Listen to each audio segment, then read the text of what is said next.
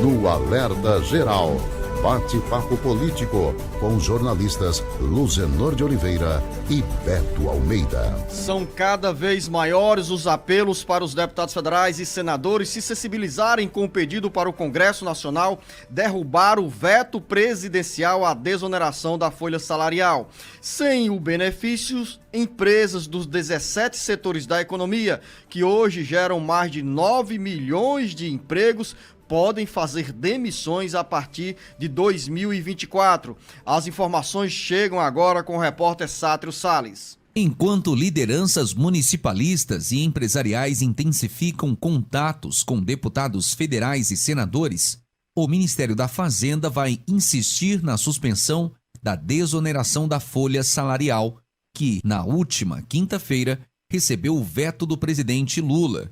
A desoneração, que representa uma redução da alíquota previdenciária, é um estímulo para 17 empresas e setores da economia, que geram mais de 9 milhões de empregos, manterem o quadro atual e ampliarem os seus investimentos e contratação de mão de obra.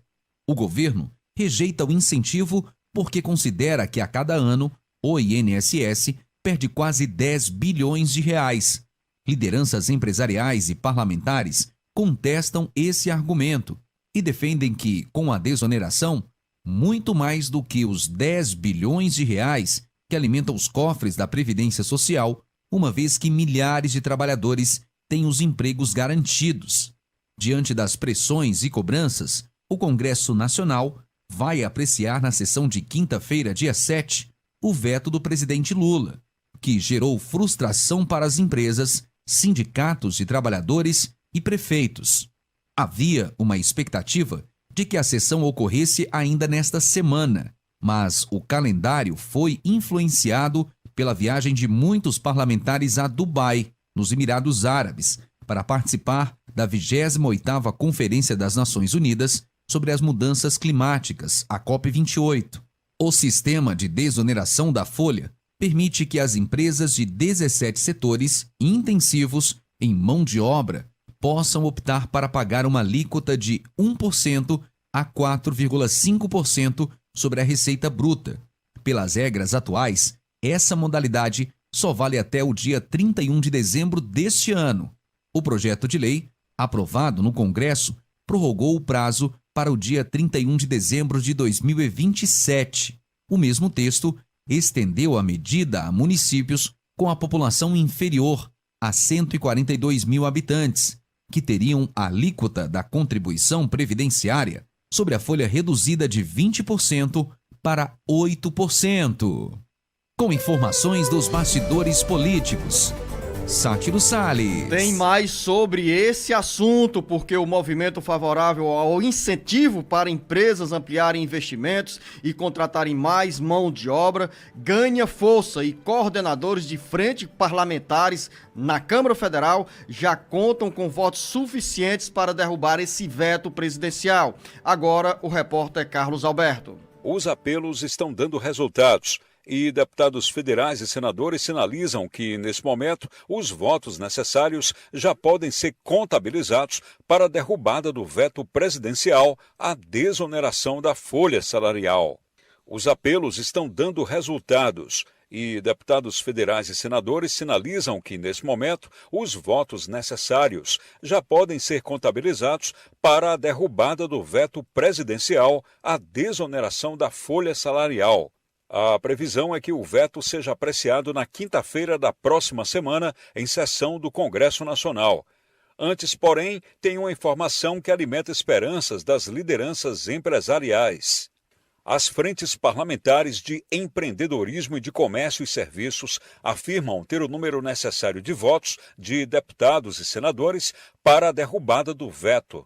A redução dos encargos sobre a folha salarial é voltada para os 17 setores da economia que mais empregam no país e que são responsáveis por 9 milhões de empregos. A medida amplia o benefício para os municípios com até 142 mil habitantes, uma vez que reduz de 20% para 8% a alíquota do INSS sobre a folha de salários dos servidores. Autor do projeto de prorrogação da desoneração da folha, o senador Efraim Filho, do União Brasil da Paraíba, deixou escrito, abre aspas, sendo pautado até o final do ano, temos número para derrubar o veto. Cerca de 10 frentes parlamentares estão defendendo a derrubada. Me parece que até o dia 15 de dezembro seria a data ideal.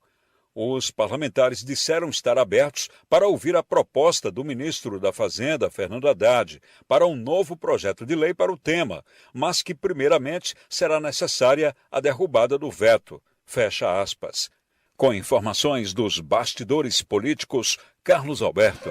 Todo esse movimento, jornalista Beto Almeida, para derrubar esse veto presidencial que tem impacto negativo na agenda de milhares e milhares de empresas, de milhões de empregos. Esse movimento envolve as frentes parlamentares do empreendedorismo, do comércio e de serviços, da agropecuária, do livre mercado, da mineração, da mulher empreendedora, dos materiais de construção, da mineração, da indústria, de máquinas e equipamentos, do setor coureiro e calçadista, do biodiesel, do Brasil competitivo e da defesa da desoneração da folha. São grupos parlamentares, para você ouvinte internauta entender melhor, são grupos parlamentares que se reúnem, que são formados a partir da identificação do deputado federal com determinado tema que está sendo discutido ou mesmo pelo histórico de atuação de cada um antes de chegar à Câmara Federal. Então esse movimento já reúne aí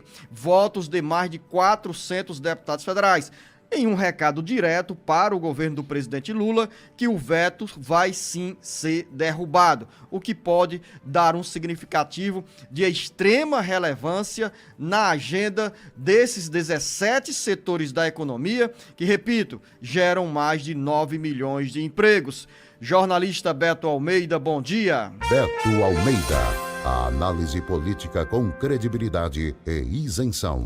Bom dia, Luciano e ouvintes. Qual é a dificuldade maior e a crítica que os parlamentares dessas frentes, Luciano, fazem ao governo? Eles dizem o seguinte, o governo fez o veto total, completo, informou que enviaria uma outra proposta sobre o tema, mas não deu detalhes. Simplesmente não deu detalhes das medidas alternativas que o governo disse que está disposto a negociar com o Congresso, e eles dizem o seguinte, como é que vão analisar esse veto, se a derrubada vai existir mesmo, se eles não sabem o que virá no lugar. Então, e eu tenho outro aspecto nessa história aí, que é outra dificuldade. Os vetos, Luciano, tem que ser, o veto especificamente, aliás, tem que ser analisado até agora, antes do dia 31 de dezembro, que é quando perde validade a medida provisória que está em vigor desde 2011. E aí o que eles dizem? Só tem uma saída. De fato, é o governo chegar dessa viagem, que ele está aí na COP, né, do meio ambiente, discutir exatamente o que é que ele tem de proposta alternativa, mas ainda assim derrubar o veto que está do presidente para começar a discutir uma nova proposta em relação a essa questão da desoneração da folha para o ano que vem. Ou seja, manteria o que aí está e haveria espaço de diálogo para se discutir uma alternativa a esta medida na discussão de um novo projeto a partir do ano que vem. Mas aí o governo teria que deixar claro isso agora, já nesse ano. Porque, na realidade, o seguinte, se existe a dificuldade em relação, por exemplo, ao tempo, ainda tem outro aspecto aí que eles também argumentam, Luciano, os parlamentares, que é forte. Olha, ainda tem que aprovar LDO, ainda tem que aprovar reforma tributária, ainda tem que trabalhar, Luciano, a questão do orçamento de 2024 e, além do mais, ainda tem uma série de outros vetos presidenciais que estão na fila. Então, não é exatamente uma tarefa fácil. Isso vai envolver, de fato, uma etapa de negociação, principalmente com a chegada do governo, do presidente Lula e do próprio presidente e do ministro Fernando Haddad.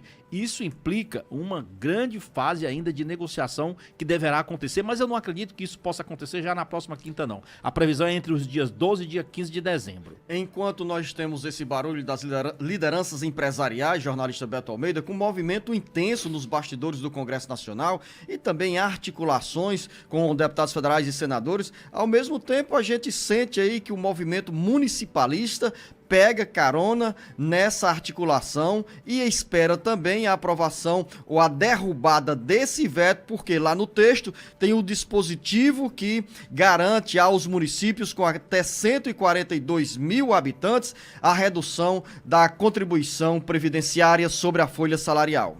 Aí sim, Zenon, vai ser uma outra etapa de negociação, porque na realidade, além dessa pressão que setores produtivos fazem para a derrubada do veto, entrou a questão dos municípios. É aquela da história do jabuti que a gente já falou tantas vezes. Os municípios aproveitaram, fizeram a sua pressão e foi incluída então para eles também essa oportunidade de reduzir a carga de contribuição para a Previdência Social, caindo de 20% para 8% nesses municípios que têm até 142 mil habitantes. A pergunta que não quer calar para todos os municipalistas hoje: o governo vai concordar nessa discussão da derrubada do veto, Luzenor, de manter a inclusão dos municípios? Porque esse é um problema. Isso também tem nome, eu já disse aqui, é renúncia fiscal. No total, o governo vai estar deixando de arrecadar 19 bilhões de reais. É dinheiro que o governo precisa para não estar com as contas do Zenor atrasadas, não, complicadas em relação àquela questão da meta fiscal que ele tanto fala em contribuir.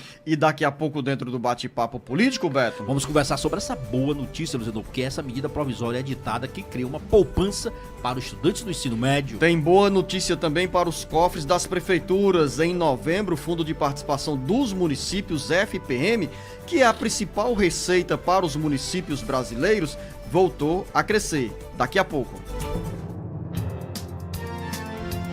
O Ceará, Brasil e mundo ligados no jornal Alerta Geral. Alerta Geral.